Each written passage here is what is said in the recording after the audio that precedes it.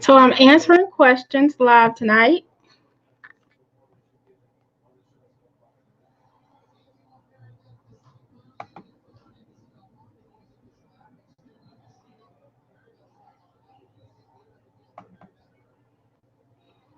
Answering questions live. Go ahead and start your questions.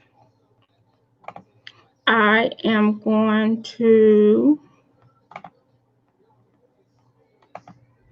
start with the disclaimer, like I usually do. I am not your personal legal representative. I'm simply here to give you some indication of what direction you should head. If you're doing the right thing and that type of thing. I have not reviewed your whole case file, and thus I cannot give you a specific, single, accurate, just for you answer.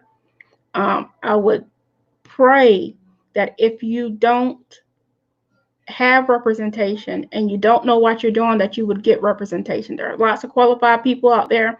Please get representation if you need it.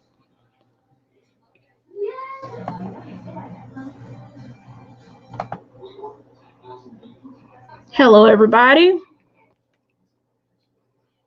Hello, everybody.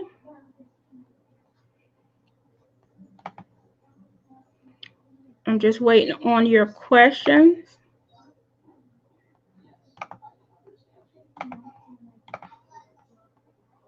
Got a new feature tonight. I'm live on YouTube too.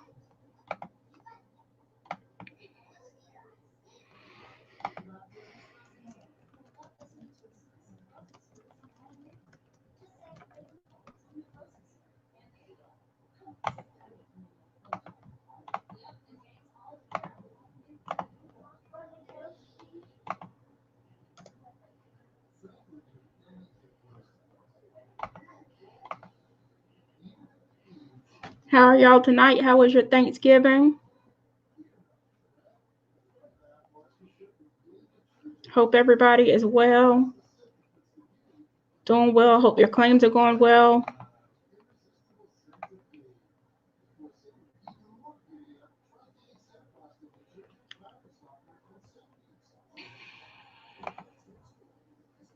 So the question is, what DBQ form should I use for hearing loss?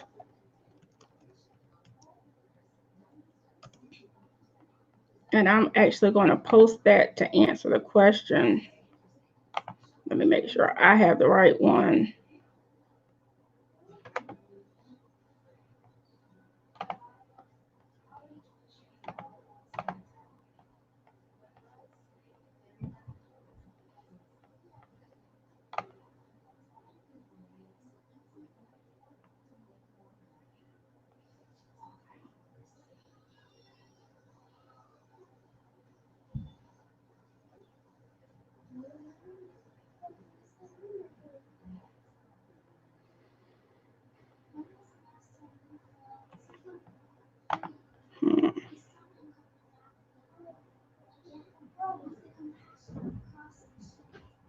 There's actually a DBQ for hearing loss and tinnitus.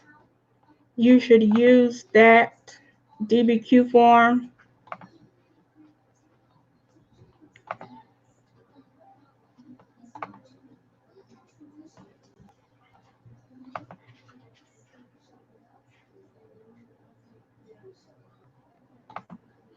You should use that DBQ form. Making sure I have the right one. I want to post the link.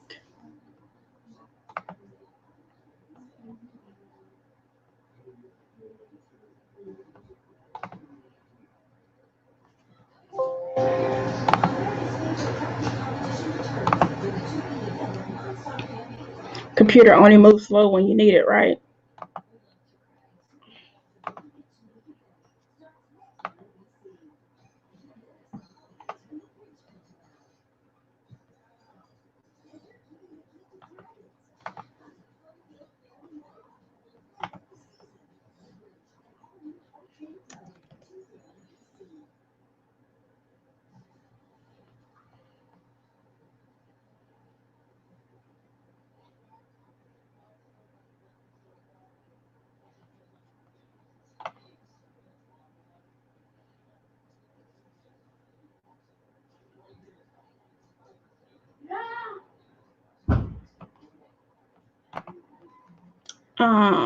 Okay, let's go to the next question. My computer's moving a little slow. How many static disabilities do you have to have in order to be considered P&T? This is a very good question because the answer is all of your disabilities have to be static in order to be considered permanent and total. There is no number like 5 of your disabilities, 10 of your disabilities. All of them need to be considered static disabilities in order to be considered permanent and total.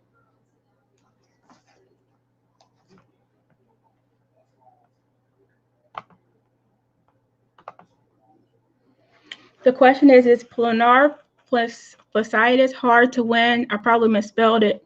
I think it's fasciitis. I could be wrong. I'm not a medical professional, so a lot of medical terminology sounds, when I say it, it sounds like Spanish or French or something like that, some language that's not English. But plantar fasciitis is it's a reasonable claim. It just depends on what's in your claims file, what's in your service treatment record, what's in your VA treatment record or private treatment record. If you had treatment for it in service, been receiving treatment since, it shouldn't be a problem to win.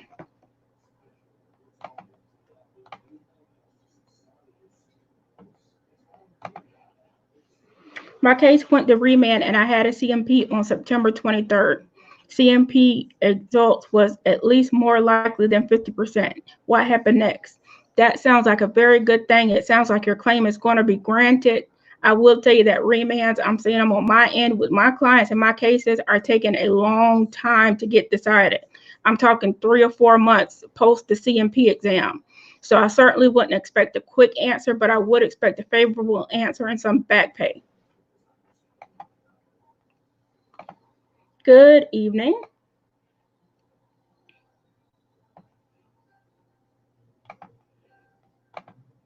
How long after a CMP exam does it usually take to get a decision? What I'm seeing right now on regular claims is about a month or 2 post CMP exam. Generally around a month. Once a lot of the holdup with CMP exams right now is that it's the CMP examiner sending it back to the VA to get rated, and so a lot of things are taking a long time because of that, especially with the company VES. I don't notice it as much with QTC, LHI, VetFed. There's another one I'm missing. But with the company VES, it seems to be taking an extremely long time. They send exams to quality reviews, quality assurance specialists before they send them back to the VA, and that takes some time.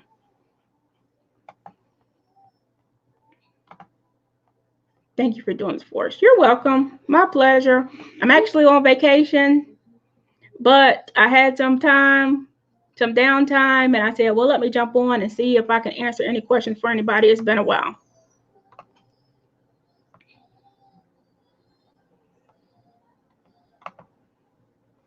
For vision loss in both eyes, which SMC is it? Is it complete blindness?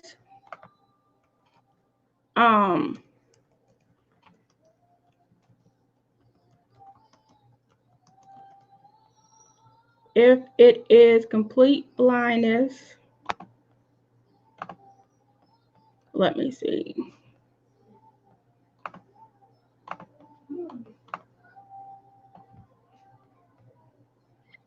see which SMC it is.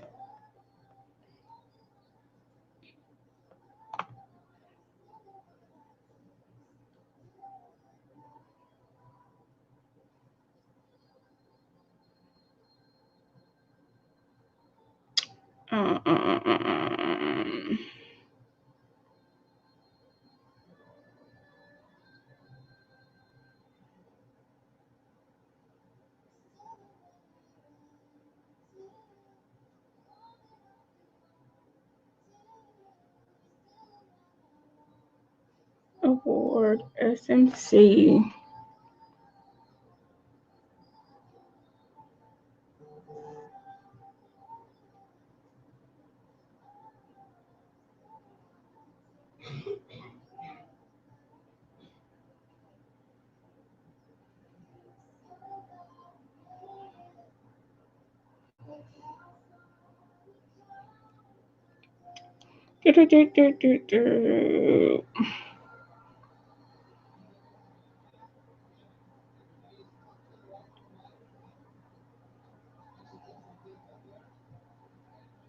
L or LOU?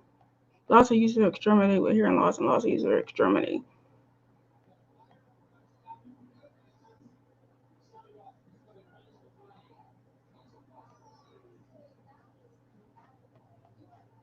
I will get back to you on that SMC question.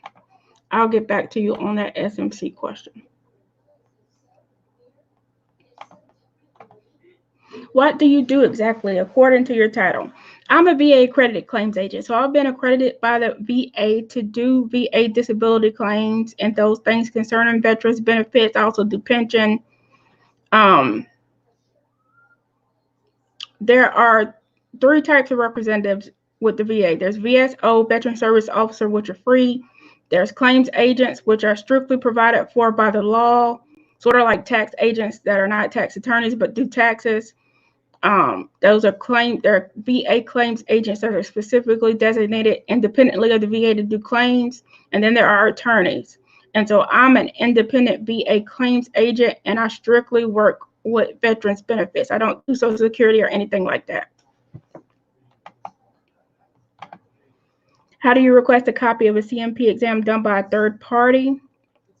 You need to make a FOIA request, Freedom of Information Act or Privacy Act request to the VA. There are examples of that in the and templates in the file section of this group. Please make a Freedom of Information Act request to the VA to get a copy of an exam done by a third party.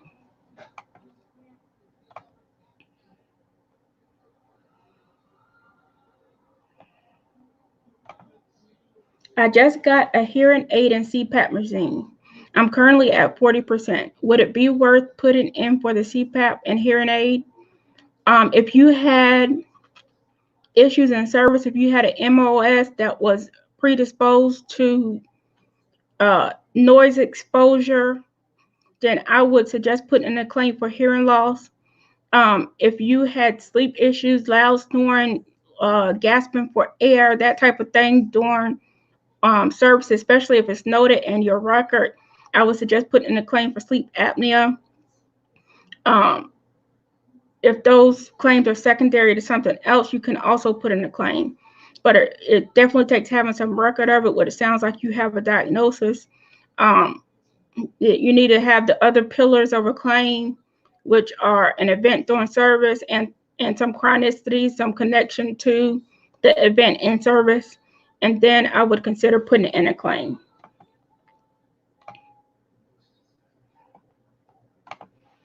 How do you get them to become static in the eyes of the VA? And you have to go through an exam, and there has to be some indication that there will be no future improvement of the disability, that the disability is permanent in nature. And then the VA will rate it as static.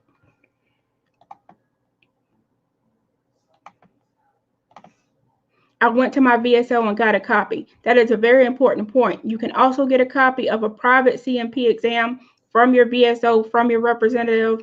I can see all of my clients' exams as soon as they come back, and I always read them and let the client know how it went.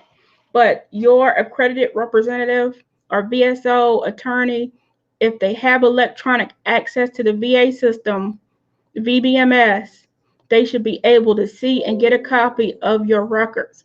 I know there's been some talking about some VSOs won't print them out. If you have one of those VSOs, I'm sorry, but there's no prohibition against veterans getting a copy of their CMP exams as soon as the representative is able to get it.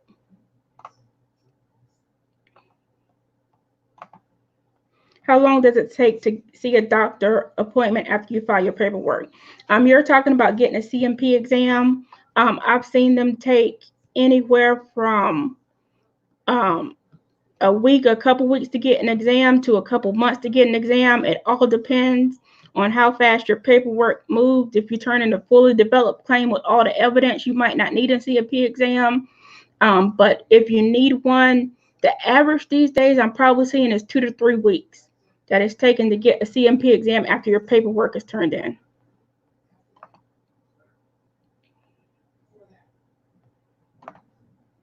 How can I obtain the information the VA seeks from the Military Personnel Command? It's been pending for over 2 months. The way to get that is through the St. Louis National Personnel Record Center. I believe the form is the SF-180. You can submit to get your records yourself. If you have any of your personnel records, I would definitely encourage you to send them to the VA. But until the VA gets an official copy from the Personnel Center, the Service Records Department, they are not going to move forward. So I would encourage you to try to speed that up any way you know how. Have your representatives look into it.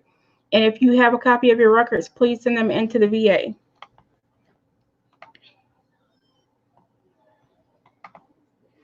First time filer for PTSD. Do you require to have gone through treatment for rating purposes as opposed to just having a diagnosis by a qualified licensed psychologist? You don't. I want to be clear on this. I have seen ratings for PTSD where there has not been ongoing treatment for it. You can have PTSD without having gone regularly to a psychiatrist. I would qualify that by saying that you will have an easier time getting a rating and getting the CMP examiner you go to see to agree with you that your PTSD is service connected if you have gone through treatment for it and you've had regular treatment for it. So I would definitely encourage you. I encourage anybody with a mental health condition, go get treatment.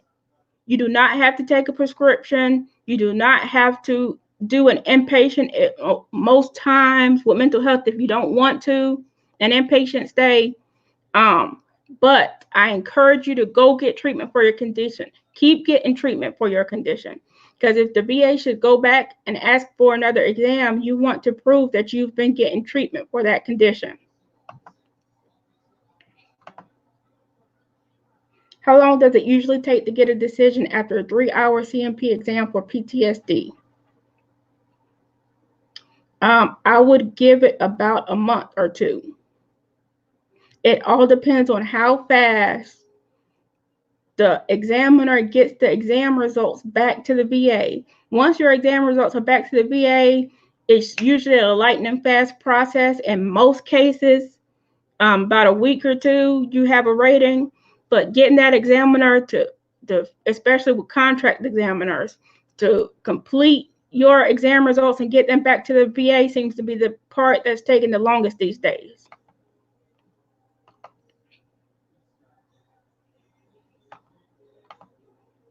Why do I need in a letter to stop them from reducing me on my headaches? First of all, I would write a letter or a statement in support of claim, sworn statement, saying that you still have headaches, how frequent your headaches are, what the headaches cause for you. Does it cause you to go lay down? Does it cause you to stop activity? Where exactly are your headaches located in your head? Is it above your eyes? Is it on the side of your head? Is it in the back of your head? I would submit a headache journal at least a 15-day headache journal with the frequency of your headaches, the time and date, and I would sign that. I would get it notarized, and I would swear by it with the sworn statement affirmation language and execute it and send it back to the VA. I would also encourage going to get treated for your headaches and sending in a medical record. Next time you have a headache, go to urgent care. If you are a veteran and you're registered with the VA healthcare system, you have free urgent care benefits. When your headache get the kicking up, especially if it's in within 30 days of your letter, go to urgent care, get seen, and get those records and turn them into the VA with your letter. Any treatment is going to help you stop from being reduced. Also know that if a reduction has been proposed for you, that you have the right to a hearing. If you request that hearing within 30 days of the proposal to reduce, the VA is supposed to halt the reduction until you get that hearing. Now, if you lose the hearing, you're going to have to pay that money back, the money that they kept paying you, because they halted the reduction. But if you win that hearing, there is no payback, and you keep the percentage that you've gotten. You can argue for a new CMP exam. You can bring witnesses. You can offer your own testimony. I would also tell them, besides sending your own letter, if you have a spouse, if you have children, if you have parents, if you have friends that have noticed your headaches, co-workers, boss, get them to write a letter for you in support. There's all types of things you can do to stop that reduction, but you have to fight, and you have to fight quickly. Is it good to have a 3-hour CMP for PTSD, good or bad outcome? I can't tell you the outcome. I would have to read the examiner's notes, but a 3-hour CMP kind of tells me that the examiner was thorough and probably asked a lot of questions, got down to the root of things, and that by itself is a good thing. So if you feel like you were given a chance to talk and get your answers out, I've heard of CMP exams for mental health where the examiner cuts the veteran off, doesn't let the veteran get everything they have to say out, and is quite rude and short and snappy with the veteran. So if you had a chance to say everything that you need to say and the examiner questioned you thoroughly, that by itself is a good result. I can't tell you whether the examiner is going to say yes or no. That's up to them and their professional opinion, but a lengthy exam is not a bad thing.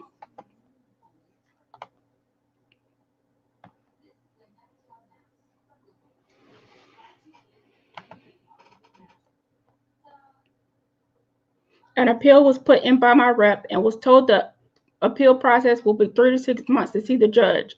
Is that true?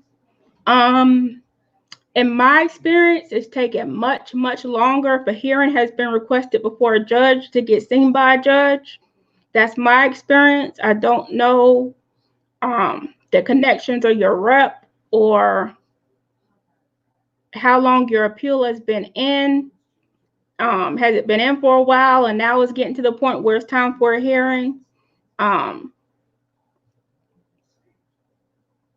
There's some more questions that I have there, but I don't know 3 to 6 months to be true for an appeal hearing at this point. It's taking more like 20 months. It's taking a long time.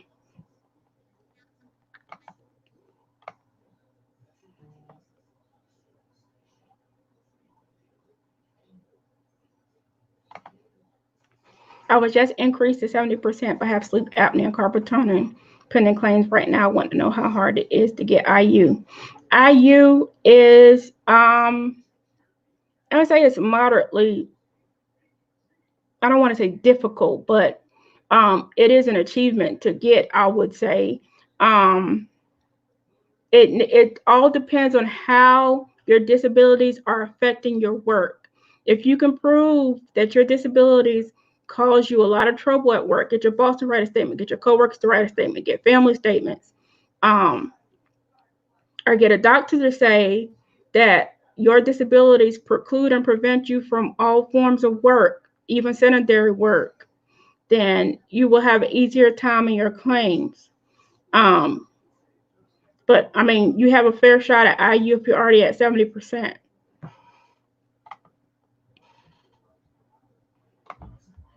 They closed my account and I only had one CMP exam after claiming 5 disabilities. What do I do next? It sounds like you need to submit some more evidence, some more proof that your disabilities are connected to service. The letter that you're going to get will tell you exactly why they didn't service connected, and use that as a starting point of what you need to submit to the VA. The VA is required by law to tell you what you need to substantiate your claim. Sometimes they do that in the application. That's why the application is about 12 pages. It tells you all the evidence you need to substantiate your claim. Well, if a rater or a review person, whoever's reviewing it, didn't see anything in your records, or didn't see anything in your VA treatment records, or didn't see a current disability, didn't see a former disability, and saw no connection in between, they're not going to give you a CMP exam for it. They're not required to do that. The duty to assist kicks in when you have met the threshold and there's evidence that you require a CMP exam.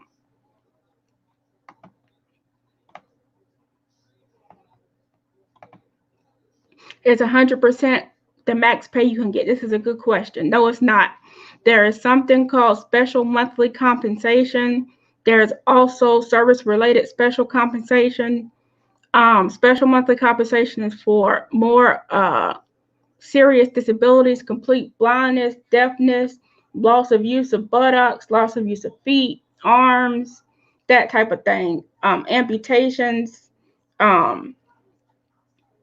more serious traumatic disabilities is where the special monthly compensation comes in. A lot of veterans get special monthly compensation for loss of use of creative organ, like erectile dysfunction or female sexual arousal disorder.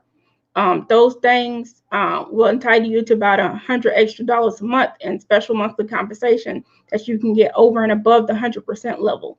So no, 100% is not it, but you need more serious traumatic type disabilities to get special monthly compensation.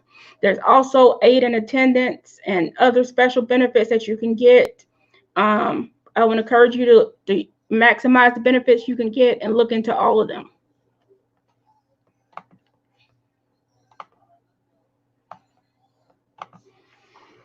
VA conceded herbicide exposure for my deceased husband.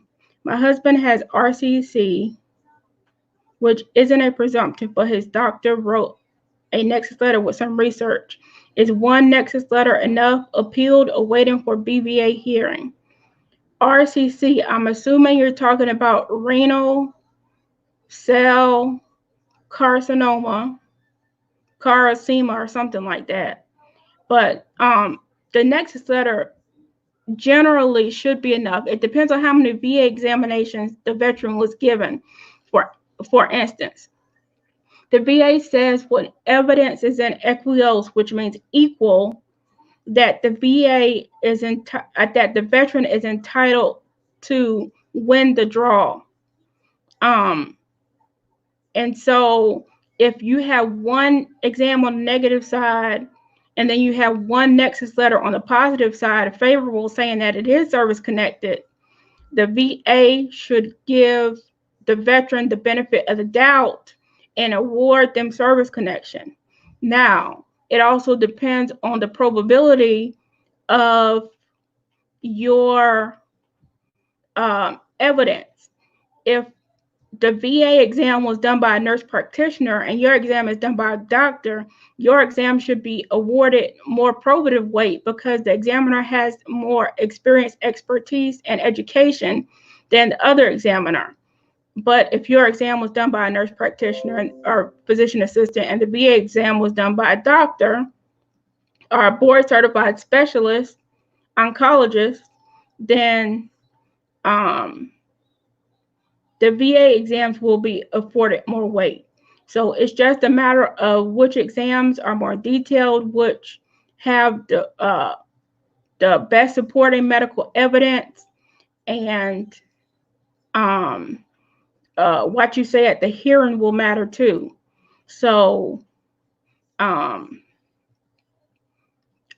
you don't need 10 Nexus letters to win a claim, but what you need is enough evidence to overcome the VA's negative evidence. Usually 1 Nexus letter is enough.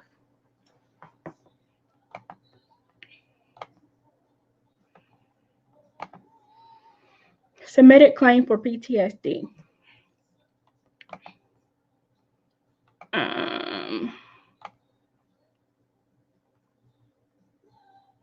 Submitted claim for PTSD.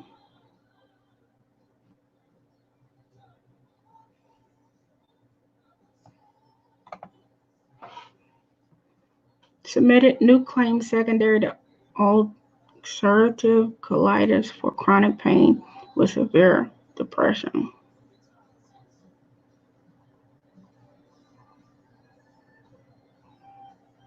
Psychiatrist that this was more likely than 50-50, but was denied due to it being mental health. That this claim is secondary and clearly state these are symptoms.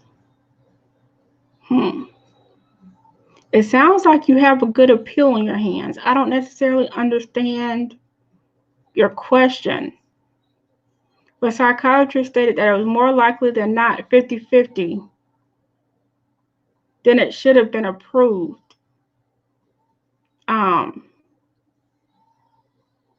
you were probably just dealing with somebody who didn't know what they were doing at the regional office. So I would encourage you to appeal that decision, ask for a higher level review or a board review, and get that looked at again. Hello, I need help. I'm new to the group. There are a lot of knowledgeable people in this group. I'm not the only one. I'm just the only one who happens to go live. I would encourage you to ask your questions and receive all the helpful advice of all the wonderful members of this group.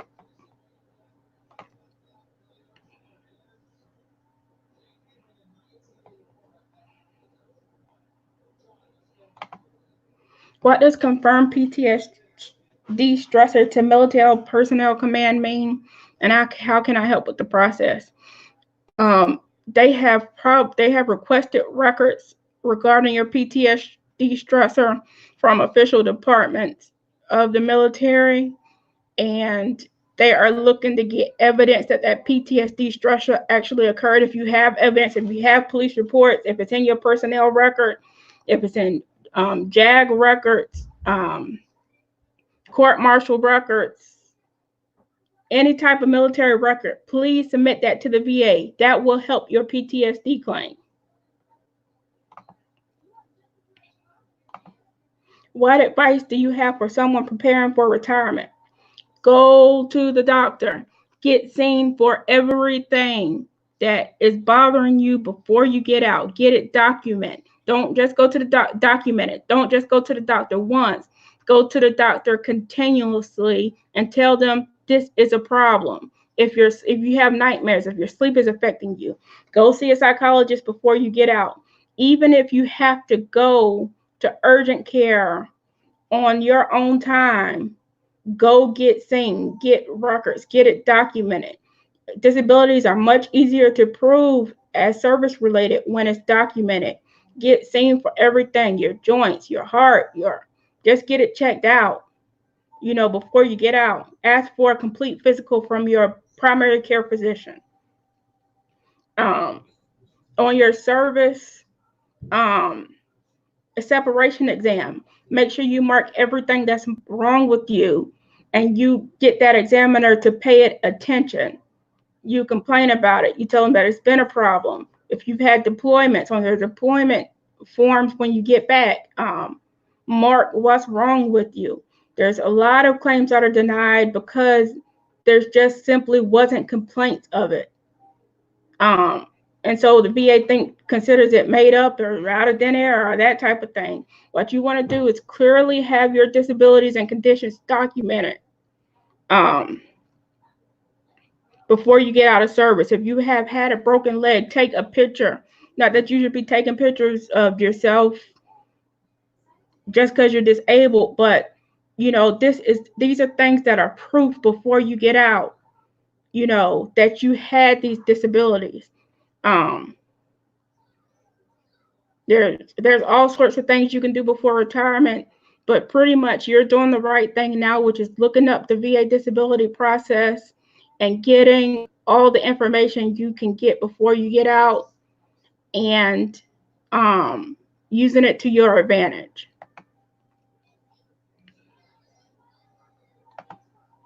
I'm 100% PTSD and trying to figure out how to get aid in attendance at the R1 level. I will get back to you on this question. I will get back to you on that question after live concludes.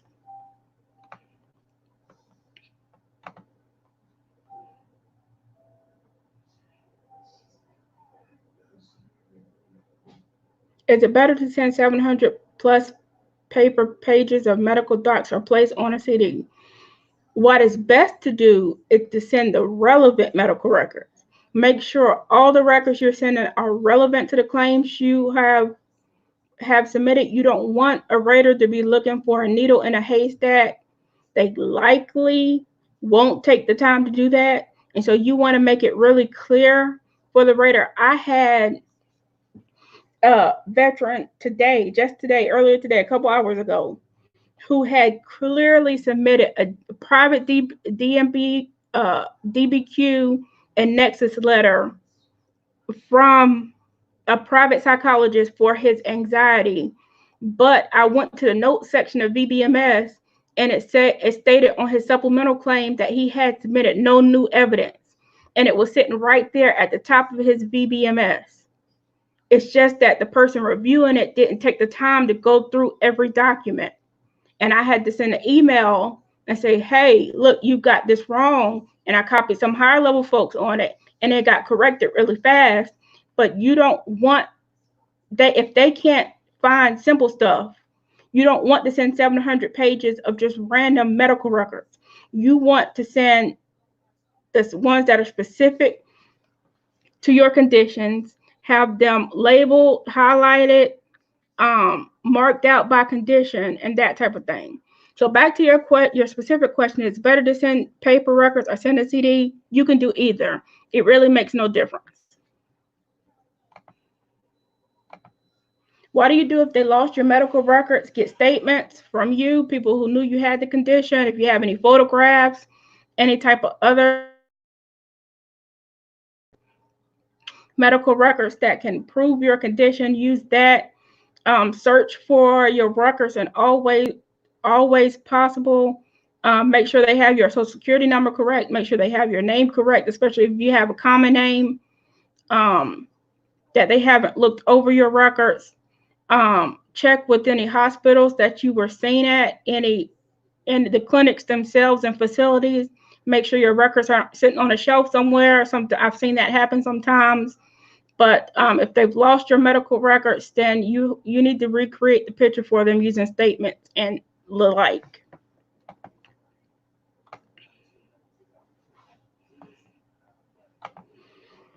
My claim is now past the 24th of November 2019. I would not pay attention to the dates on e-benefits or anything like that. It can take much longer, especially during the holiday slowdown these days, where most people are taking vacation and taking off and that type of thing. Hell, I'm on vacation. I'm still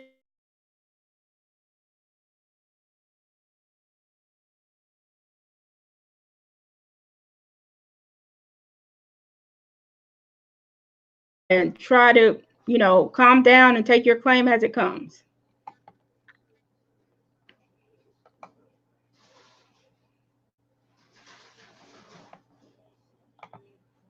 I'm 100% PNT. How can I keep this rating? You shouldn't have any problem keeping that rating. If you're permanent and total, that means your disabilities are listed as static and are not scheduled for future exam unless you reopen your case by claiming new disabilities or something like that. It should not be relooked at. So you should easily be able to keep that rating. Denied scheduler increase but invited to IU. Is this a good thing? It's a neutral thing, actually. It means Well, it's a good thing in the sense that it means that somebody looked at your record and they saw that you might have some trouble working and you're entitled to IU, but it doesn't mean that you're going to be approved for IU. You still have to prove it. So I would encourage you, if you are not working or you feel like you can't work, to go ahead and apply for IU and see how that turns out. I had a CMP and diagnosed for anxiety order, but not service connected. There's a ton of reasons why it could not be service connected, why it likely wasn't service connected. I would need a little bit more information to help you out there.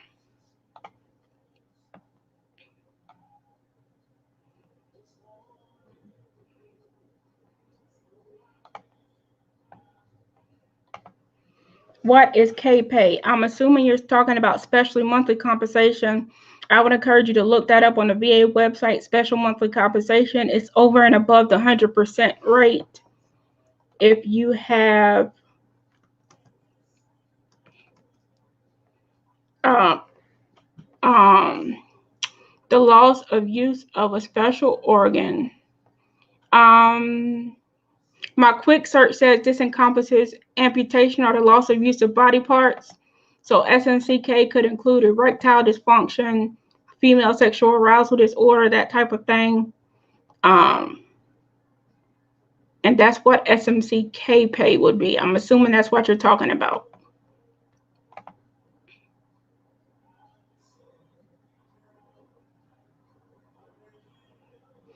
I had meniscus surgery and got 10%. Same knee, had ACL tear and asked for increase and it was denied. Are you rated for instability of the knee? If not, you might want to claim that separately, knee instability, because you can get separate ratings for knee pain and knee instability. And so if you had meniscus surgery or meniscus removed, you might not have instability anymore. Instability means locking up, going out on you, that type of thing.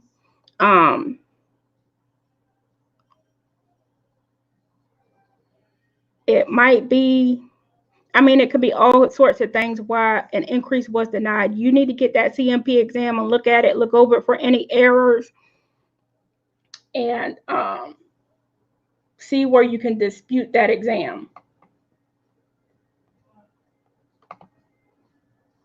First claim was denied. Appeal.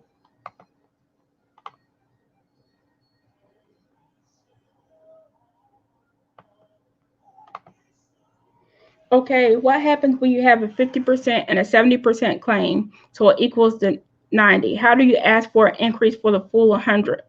You have to put in for an increase for a specific disability in order for your overall percentage to be increased. You can't just say, hey, VA, I want to go to 100%. You have to say, my depression has gotten worse. Will you please give me a new exam for that? Well, you have to say, my knee has gotten worse. What I would do is see the things that you're scheduled for a future exam for, and those might be the things that you want to focus on. Notice I said might. It's totally up to you. Do you get an automatic CMP exam if you have a combat award when claiming PTSD? I wouldn't call it automatic. I would say that you are way more likely to get a CMP exam if you have been to combat. It, in some respects, is automatic, but if your PTSD is related to your combat, you will get a CMP exam. If you have been denied a CMP exam and you have PTSD and you went to combat, you need to push back, and you need to push back hard.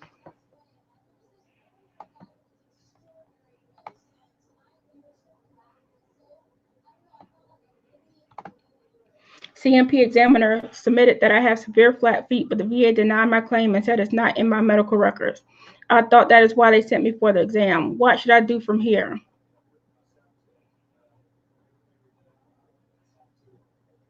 Appeal. My best answer is to appeal, ask for a higher level review. If the CMP examiner stated that it's more likely than not that your flat feet are connected to your service, or that your flat feet were due to aggravation because of service, then it should have been service connected, and I will get somebody to take a second look at that.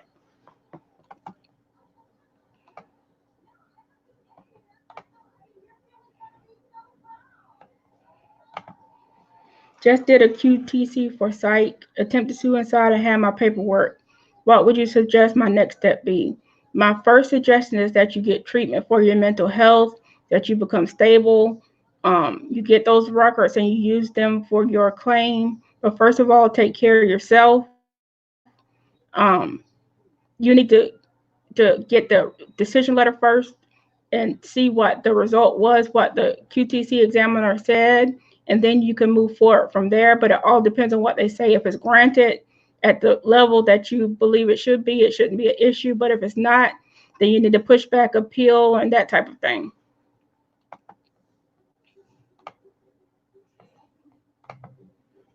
I was rated for radiculopathy of the lower extremities at 20%, but prior to the rating, I received a podiatrist, and he said that schizophrenic, nervous, severe, and the red body is moderate severe.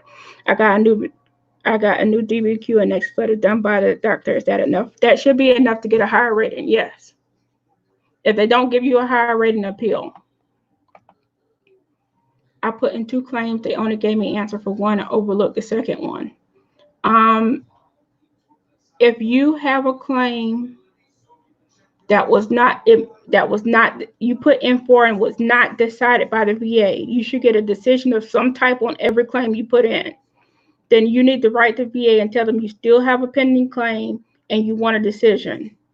But if that disability was included in any way on a decision letter, for instance, they said it's not in your service records, or it's not chronic, or something like that, then they gave you an answer for it. They didn't overlook it.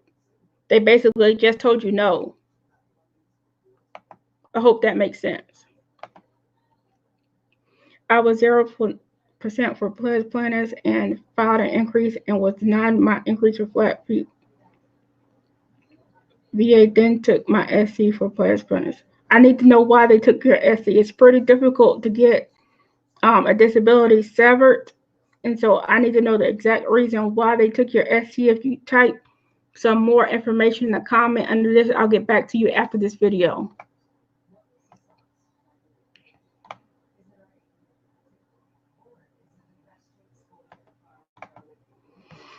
I have temp 100% that will soon end, and I'm scheduled to be dropped to 30 after, but I have a lot of issues. I'm eligible for an increase. My BSO said to put in an appeal, not an increase for that disability. Was that correct? I'm not going to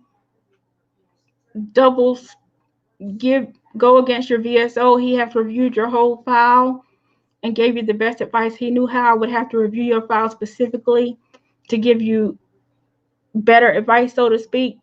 But I'm assuming attempt 100% was for cancer. Make sure they have all your residuals listed if it was for cancer, whether it's depression, erectile dysfunction, headaches, whatever it is that's residual, and they're lowering that disability. Make sure they have all of it. I'm praying that your VSO was correct. I have an upcoming CMP for hysterectomy with documentation in my military and civilian medical records. What other proof will I need for this to be granted a rating? It sounds like you have enough proof. The other thing that you commit is you could submit is a statement that would tie the two together, your military and civilian records. But it sounds like you had a surgery in service and you had treatment since, and so that's what you need to be granted a rating. How do I ask a question? The same way that you type this comment in is how you ask a question. I'm retired and my SC went from 20% to 70%, backdated to February 2019. Any idea how long it normally takes for the back pay to get to your account? In your case, because you're retired, they had to do an audit on your account to make sure you're not double dipping and anything like that, and that you are above the 50% level and can receive both concurrent disability retirement pay. And so it's going to take some time. I would give it within 90 days. If it's been 90 days and you haven't seen your back pay yet, I would give DFAS a call and ask them for that audit or the audit results. Give the VA a call and start pushing them along.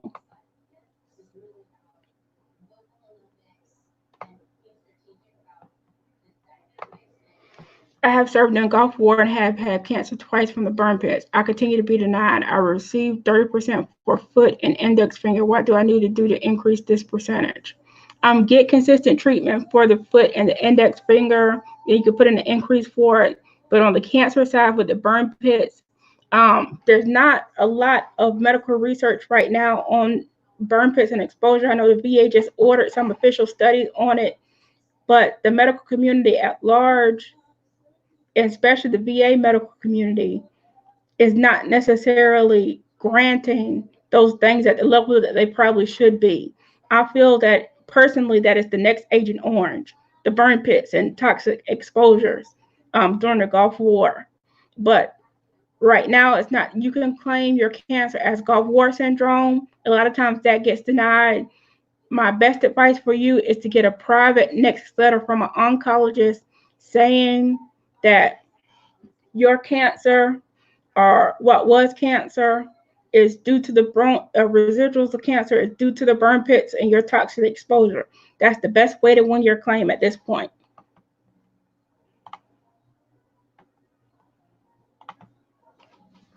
I had bilateral knee replacements on walker now for over a year due to 4 falls and was on walker with knee braces during my CNP exam, but got denied for some reason because I believe what I read I qualify for 60%. Pushback, appeal. If your knees are that bad, then you likely should be at the 60% level. Write a statement, write a letter, appeal, get representation if you need it.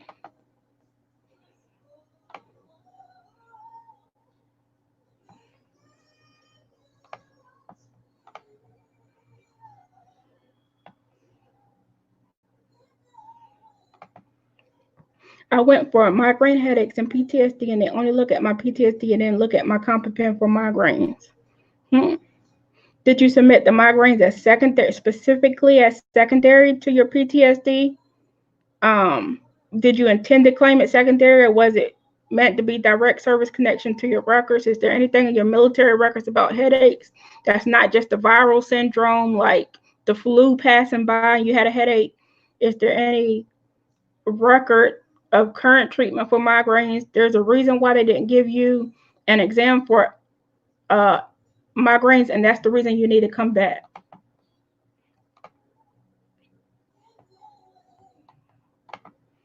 I got my appeal date today for February 14th in Chicago with the judge by video conference. The only thing is I live in Michigan, about an hour and a half away. Is it normal to have the hearing in another state? If that's the closest regional office to you, yes, that's normal.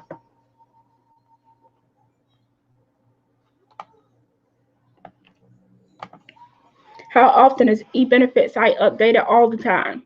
It's updated all the time. When it depends on when they're working on your specific claim, and your case. And in that case, once they finish with moving your claim to the next stage or making a decision, then your specific e-benefits or va.gov will be updated. But until that time, you won't see any update in your e-benefits. Got a CMP for my back and legs in the morning. I would encourage you to go on YouTube, look up a back exam, look up a leg exam, see what it's like, see what to expect from the doctor, and that type of thing. There are all type of back exams on YouTube. The ones geared toward medical students I found are the ones that are most helpful because they tell you exactly what the doctor is going to do or exactly what the doctor should be doing and what the doctor is looking for. There are all types of exams for the back, the straight leg raise test, just all types of exams for the back. There's also exams to tell if you're faking. So definitely give YouTube a look before in the morning.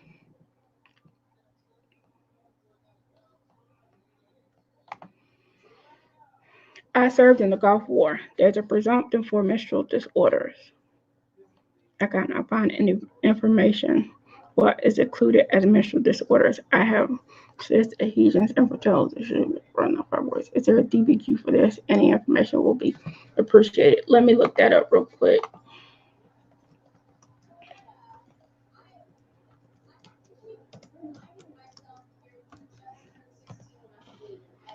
I know there is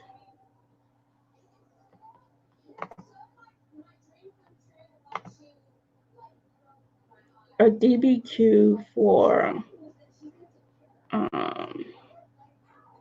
yes, there is a DBQ for Persian Gulf War, infectious diseases and disability benefits questionnaire, and it asks on that questionnaire,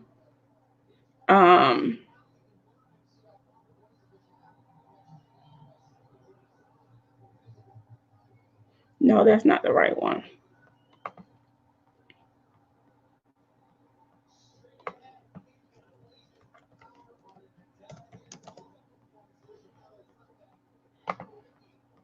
Let's see here.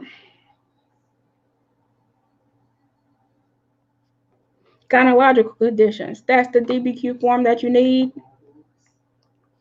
for gynecological conditions.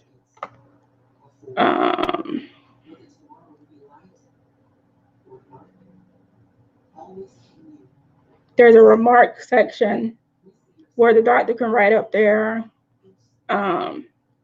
that it is due to Gulf War or something like that, but the gynecological conditions is the DBQ that you need.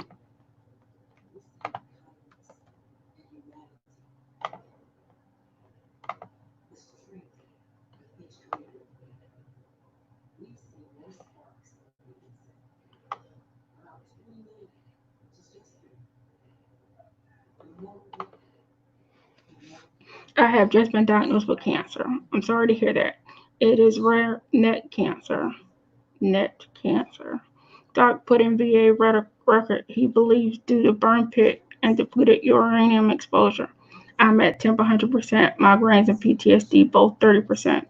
I have other things to add. Narcolepsy, shoulder cuff injury. This is my 5th year and have been expecting a CMP appointment. What is your advice for applying for total and permanent? If you're at temp 100% for the cancer, the VA is going to give you a CMP and exam in about 6 months. And at that point, you need to clearly state all your residuals of the cancer and get those things, all the residuals, as permanent disabilities.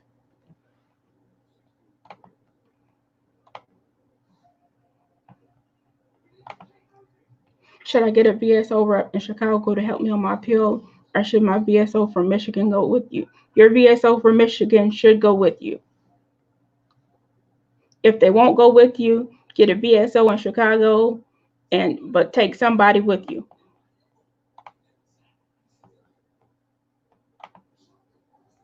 If you file a Form 9, then a year after that, you get 100% rated. Can you withdraw the Form 9 without any problem? You can withdraw the Form 9, but you might get backdated even further for your 100%. So you have to weigh the cost and benefits of pulling that Form 9. Could you have an earlier effective date if you keep that Form 9 going? That's the question you need to ask. And if you can't answer that question yourself, get a representative, get an attorney, get help so somebody can answer that question for you before you pull the Form 9 and there's extra benefits that you're entitled to. I have been diagnosed with narcolepsy and have been receiving consistent treatment. Should I put in a claim even though I don't have it in my medical records? But I do have buddy statements that saw my narcolepsy symptoms while in service. Yes, I want to encourage you to submit a claim. A DBQ will help. Those buddy statements will help. And a statement from yourself will help.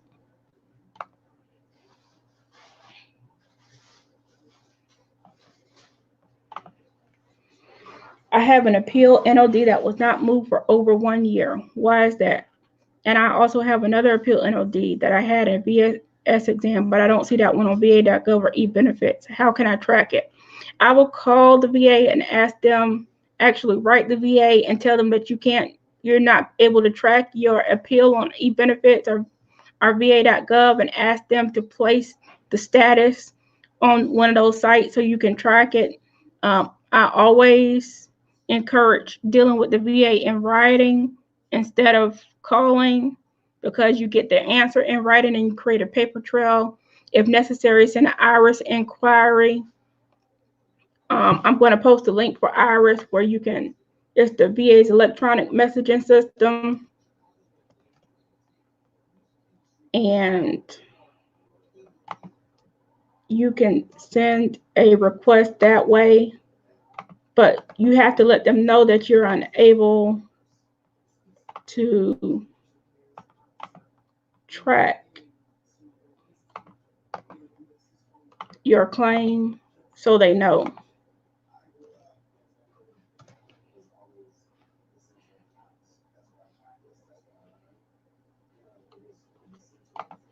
Okay, so that wasn't a very clean link.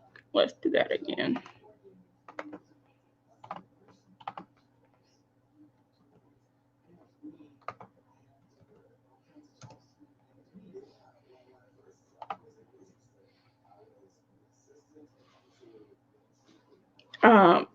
And it's not unusual that appeals don't move for over 1 year. That's not unusual at all. I'm already 30% insomnia, and I was recently diagnosed with chronic PTSD, major depression disorder, and mild sleep apnea. How can I get my sleep secondary to PTSD? You simply need to claim it. If your insomnia includes the PTSD, you can only be rated for one mental health condition. If you apply for another one, they're pretty much going to lump it all together. And so in order to get it secondary, you need to claim it.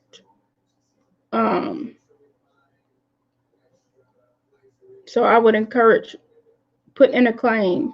How can I get my sleep secondary to PTSD?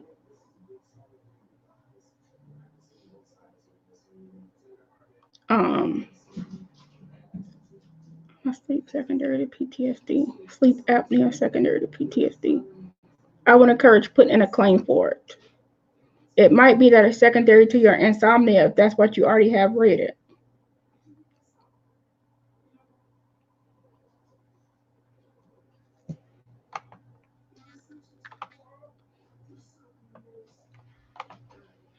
If you apply and get IU and then you end up getting schedule 100%, does the IU just get dropped once you get the scheduler rating? In a sense, yes. The scheduler rating is kind of higher than the IU. It's just not permanent in total. Well, are you permanent in total? That would be my question. Is your 100% permanent in total? And pretty much, yes, the IU just gets dropped.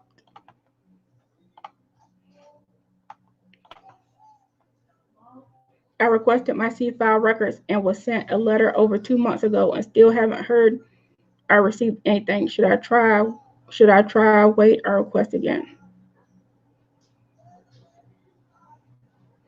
You just need to wait. It takes a while to receive your C-file.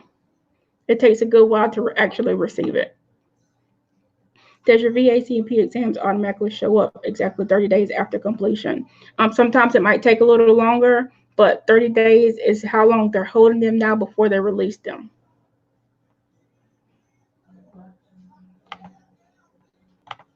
I just posted that IRIS link. I was wondering if whenever one requests a copy of the C-file, is there a place in your C-file where you'll be able to see if you will get evaluated in the future SE? Yes, it's called your rating code sheet. On every rating decision that you have in your C-file, you're going to see a sheet in there that looks like a coded conclusion. It's going to tell you exactly what the diagnostic code is for each condition you're rated for, when you were granted that condition, what the rating is for that condition. It's going to tell you your future exam date if you have one, and it's going to tell you if that condition is static or not. So your rating code sheet will tell you exactly when your future exam will be. It will say something like June 2020. And at that point, when June 2020 comes up, the VA is going to request another exam for you.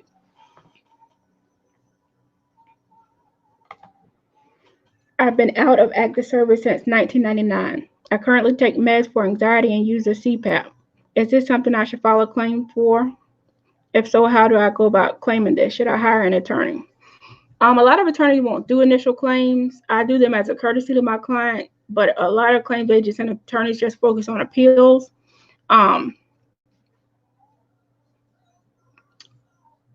If it would be easier for you if you could get a doctor or a Nexus letter to connect those conditions to your service.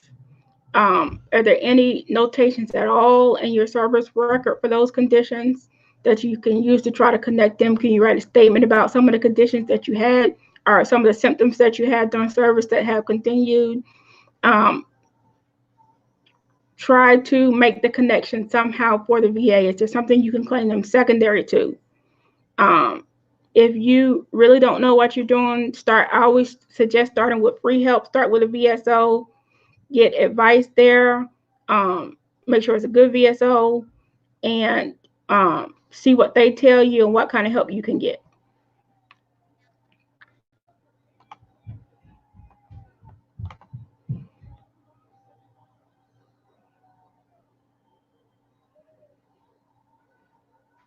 Is it likely that I will be non-PTSD related to MSD if the incident wasn't reported? But the year I was getting out ended up with a lot of mental health issues and have been diagnosed and treated for them since I was in service.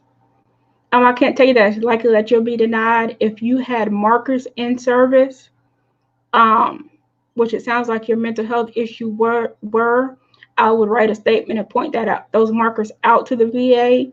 The markers are sort of proof that it happened if it wasn't reported, and that can get you service connection. What form do I use for hearing loss and tinnitus? I believe the correct form is the ear conditions form. I will look that up and get back to you after this live video. Who can I contact to get a Nexus letter DBQ? I've heard and seen a lot of companies online, but I'm a little skeptical. In the announcement section of this group, I posted a master list of companies and doctors that do Nexus letters and DBQs. Please look at that list. It's not vetted, so it's just a list of those I could find that do them. But if you go to specific sites, you'll see reviews and things like that, and you can call and get prices or anything like that. And I would encourage you to, at some point, you're going to have to use a service, even if it's your primary care doctor, to go with somebody you're comfortable with. They don't put out money and you're skeptical of somebody. Make sure that you thoroughly research the company and the person offering the service. You've asked for a sample of their work and that type of thing, and that you are comfortable that they can provide you with what you need for your disability claim. If you are already 70% PTSD and you have a Nexus letter from your psychiatrist saying your condition will not get better, should I file a claim for increase? That would depend on some very specific things in your file, so I can't really say. The letter from the psychiatrist should help, though. I would ask them to do a DBQ for PTSD.